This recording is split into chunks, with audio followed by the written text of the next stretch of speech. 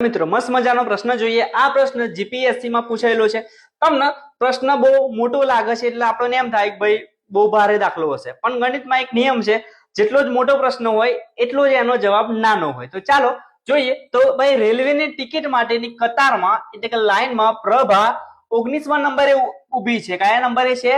19મા નંબરે પ્રભા ઊભી છે અને જો ટિકિટ બારી 10 વાગે ખુલે છે। કેટલા વાગે ખુલે છે ભાઈ ટિકિટ બારી? 10 વાગે, 10 કલાકે ખુલે છે અને દરેક વ્યક્તિને 1.5 મિનિટ લાગે છે। કેટલી મિનિટ લાગે છે? 1.5 મિનિટ લાગે છે દરેક વ્યક્તિને। તો પ્રભાનો વારો કેટલા વાગે આવશે? બરાબર। તો આ પ્રભા છે 19મા નંબરે ઊભી છે, એનો મતલબ એમ થયો કે ભાઈ એની આગળ 18 વ્યક્તિઓ છે। કેટલા વ્યક્તિઓ છે? 18 વ્યક્તિઓ લાઈનમાં ઊભા છે અને દરેક વ્યક્તિને 1.5 મિનિટ લાગે છે। તો 18 ગુણ્યા 1.5 આટલો સમય લાગશે।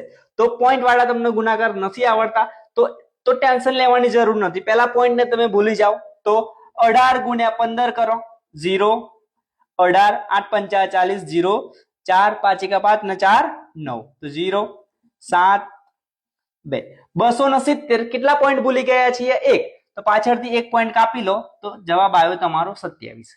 તો 27 મિનિટ લાગશે અને તમારી જે બારી છે આ બારી 10 વાગે ખુલે છે, તો 10 વાગે ખુલી અને 27 મિનિટ લાગી, તો 10 અને 27 તો સમય કેટલો થશે?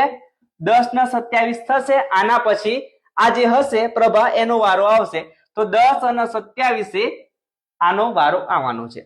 પ્રશ્ન સિમ્પલ છે, આને તમે શ્રેણીનો પ્રશ્ન પણ કહી શકો છો। તો જેટલો મોટો પ્રશ્ન એટલો જ આનો નાનો જવાબ। તો સરસ મજાનું આવું ગણિત શીખવા મને એટલે ભાઈ હેમાંગ માછીને ફોલો કરતા જાઓ અને તમારા જે મિત્રો છે એમને આ વિડીયો શેર કરવાનું ભૂલતા ના। Thank you.